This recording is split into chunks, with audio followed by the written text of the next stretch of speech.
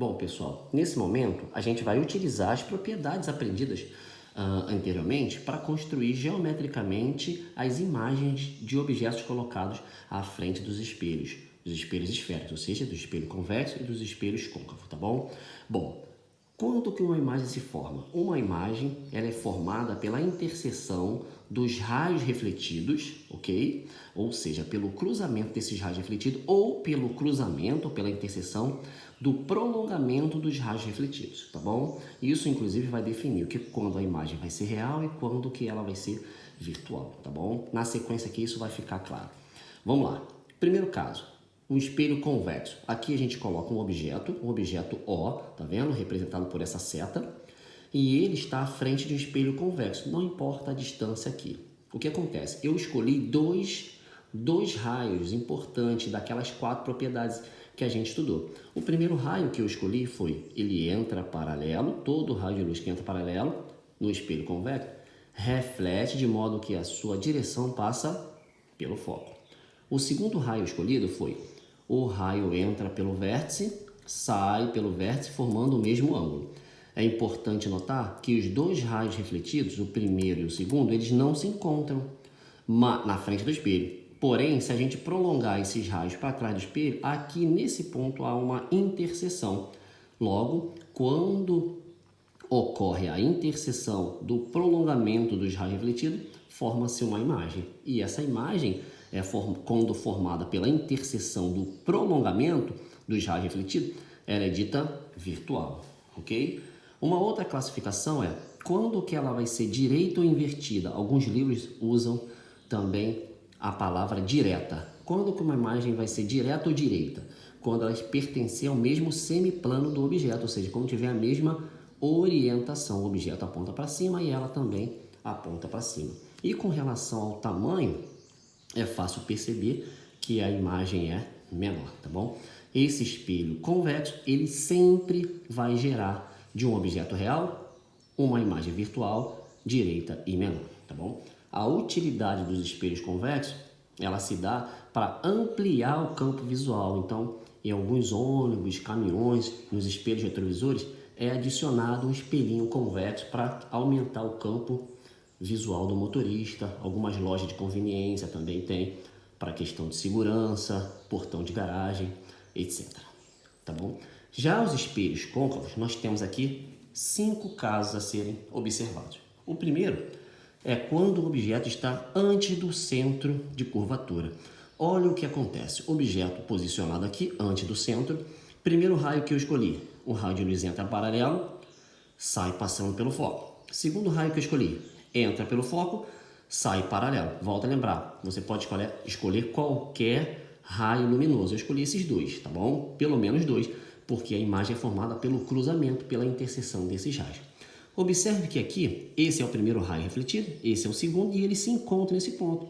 Não precisou prolongar os raios para nenhum lugar. Os próprios raios refletidos se encontraram. Nesse ponto vai se formar a imagem. Observe que a imagem é real, por quê? Porque ela é formada pelo cruzamento dos próprios raios refletidos. Ela é invertida porque ela tem uma orientação contrária do objeto e ela é menor, é só a gente olhar a dimensão dela, tá bom? Então, quando o objeto estiver antes do centro de curvatura, a imagem sempre vai ser real, invertida e menor. Segundo caso, é quando o objeto está exatamente sobre o centro de curvatura. Olha o que acontece. Primeiro raio escolhido, entrou paralelo, saiu pelo foco. Segundo raio escolhido, entrou pelo foco, saiu paralelo. O que a gente observa? Que o primeiro raio refletido com o segundo se interceptam aqui. Há uma interseção entre esses raios, aqui se forma a imagem. A gente observa que ela é real, porque os próprios raios se cruzaram. Ela é invertida, está no semiplano oposto, ou seja, tem uma orientação oposta ao do objeto, e ela é de mesmo tamanho. Sempre que o objeto estiver sobre o centro de curvatura, a imagem conjugada pelo espelho côncavo vai ser o quê? Real, invertida e de igual tamanho, tá? Terceiro caso, quando o objeto está entre o centro e o foco. Observe que a gente está chegando o objeto para frente do espelho. Estava antes do centro, sobre o centro, agora entre o centro e o foco. Vamos observar as características dessa imagem. Primeiro raio, entrou paralelo, saiu pelo foco. Segundo raio, entrou pelo vértice, saiu pelo vértice, formando o mesmo ângulo. A gente observa aqui a imagem real, porque ela é formada pelo cruzamento dos próprios raios refletidos, não houve a necessidade de prolongamento. Ela é invertida, está no semiplano oposto, tem a orientação oposta do objeto, o objeto aponta para cima, ela aponta para baixo, e ela é maior, é só olhar as dimensões dela, é maior que o objeto. Logo, todas as vezes que o objeto estiver entre o centro e o foco, a imagem conjugada pelo espelho côncavo vai ser real, invertida e maior que o objeto. Quarto caso, quando o objeto está exatamente sobre o foco do espelho.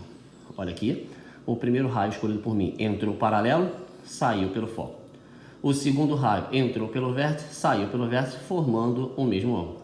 Note que esse raio refletido e esse, eles são paralelos entre si. Se eles são paralelos entre si, eles não se encontram aqui.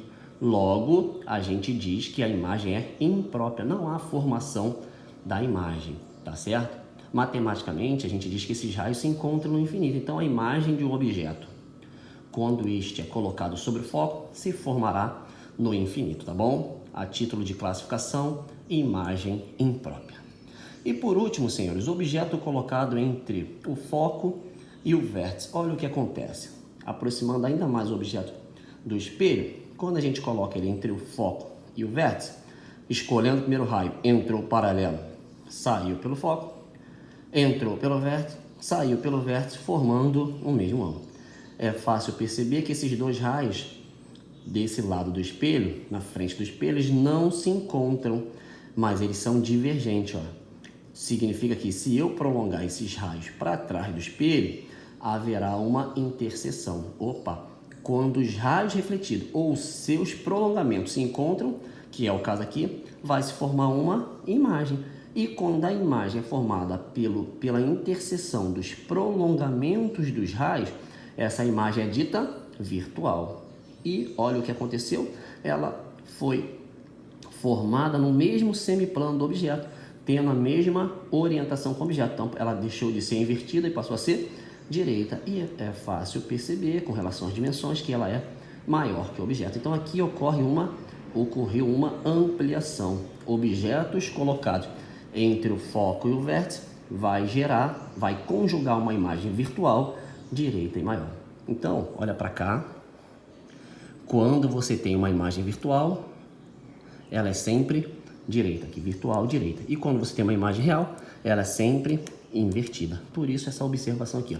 Toda imagem real é invertida e toda imagem virtual ela é direita, tá bom? E vice-versa.